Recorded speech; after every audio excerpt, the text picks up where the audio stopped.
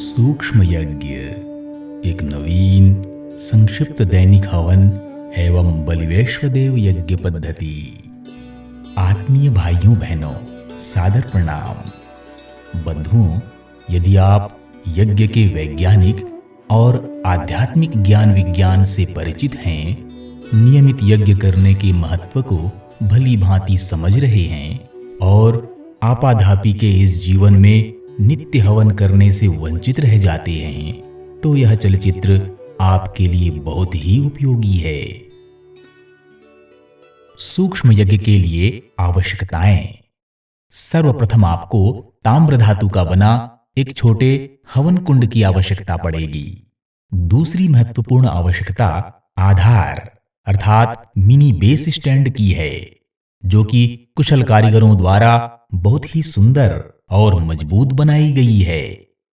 यह शुद्ध ताम्र धातु के तार से विशेष आकृति में बनाई गई है, ताकि अग्नि प्रज्वलित होने के लिए पर्याप्त वायु मिलती रह सके। तीसरी अनिवार्य आवश्यकता है कामधेनु गौमय कुंड की। यह देशी गाय के शुद्ध गोबर से विशेष समय में विशेष तरीके से तैयार किए गए हैं।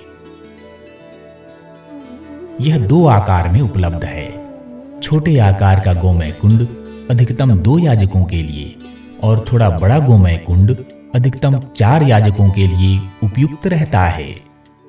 चौथी आवश्यकता है विशिष्ट यज्ञ सामग्री की, जिसमें आवश्यक सभी जड़ी बूटियों के अतिरिक्त देशी गाय का शुद्ध घृत, जायफल, कपूर, राल एवं काला तिल भी मिलाया गया है। साथ ही सभी जड़ी बूटियों को बारीक चूर्ण कर दिया गया है, ताकि छोटे गौमय कुंड में आसानी से जल सके। इस विशिष्ट यज्ञ सामग्री को किसी चौड़े मुंह के डिब्बे में भरकर रख लेवें। एक बड़ा खाली डिब्बा भी रखें, जिसमें प्रतिदिन निकलने वाले बहुउपयोगी यज्ञ भस्म को एकत्र किया जा सके।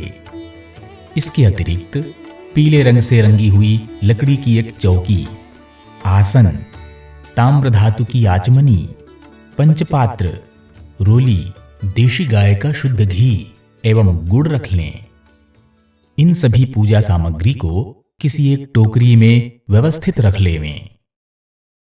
सूक्ष्म यज्ञ की विधि। प्रतिदिन प्रातः स्नान आदि से निवृत्त होकर अपने पूजा कक्ष में या अन्य किसी उपयुक्त स्थान पर सूक्ष्म यज्ञ सामान की टोकरी अर्थात नैनो यज्ञ किट लेकर आसन बिछाकर बैठें। यदि आप चाहें तो प्रातःकालीन भोजन के ठीक पहले भी सूक्ष्म यज्ञ कर सकते हैं, ताकि बलिवेश्वदेव यज्ञ अर्थात भगवान को भोग लगाने का कार्य भी उसी के साथ संपन्न हो जाए।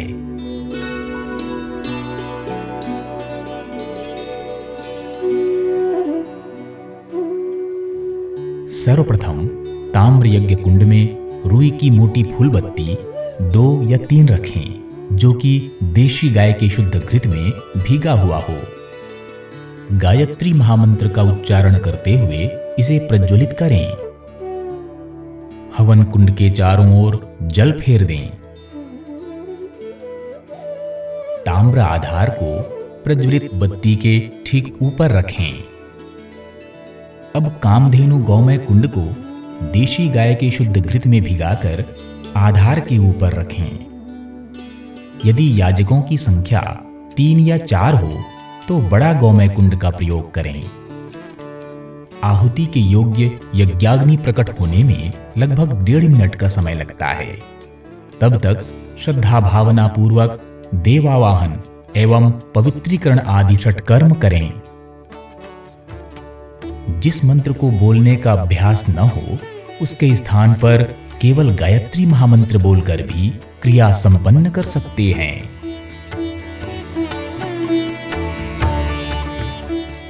अब ताम्र धातु के छोटे आचमनी के माध्यम से विशिष्ट यज्ञ सामग्री की बहुत थोड़ी थोड़ी मात्रा लेकर गायत्री महामंत्र का यथासंभव शुद्ध उच्चारण करते हुए श्रद्धापूर्वक आहुतियां समर्पित करें। भावना करें कि इस आहुति के प्रभाव से सबको सद्बुद्धि मिले, सबका भविष्य उज्जवल हो। यदि भोजन का भोग लगाना हो तो बलवेश्वदेव यज्ञ के 5 मंत्रों के माध्यम से यज्ञ सामग्री के साथ ही रोटी या चावल के अंश की आहुति देवें।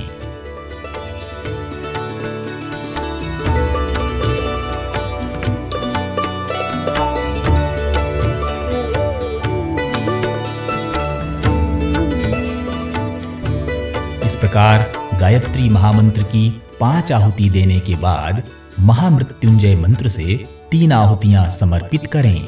भगवान महाकाल से प्रार्थना करें कि विश्व में छाई हुई विभीषिकाएं दूर हों। इसके बाद स्विष्टकृत आहुति मंत्र उच्चारण करते हुए प्रायश्चित भावना के साथ मिष्ठान्न की आहुति समर्पित करें। इसके लिए जरा सा गुड़ या मिश्री या किशमिश ले सकते हैं।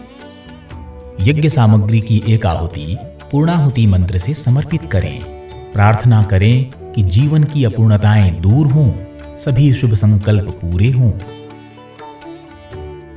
एक आचमनी गौघृत की आहुति वसोरधारा मंत्रोच्चारण के साथ साथ धारवत समर्पित करें।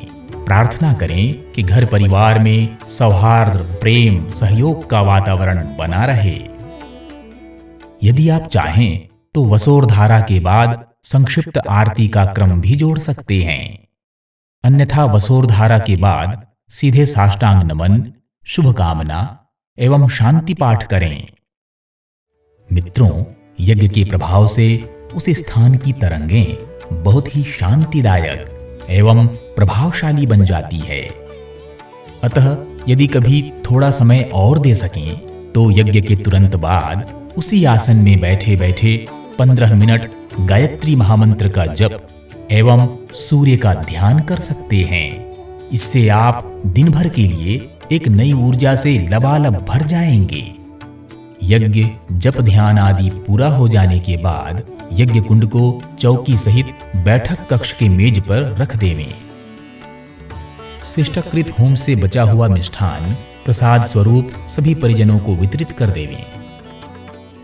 अंत में अग्निशिखा न रहने पर जरा सा गुड़ एवं यज्ञ सामग्री डाल देने से यज्ञ की सुगंध पूरे घर में फैलती रहती है, अर्थात धूप की आवश्यकता भी पूरी हो जाती है।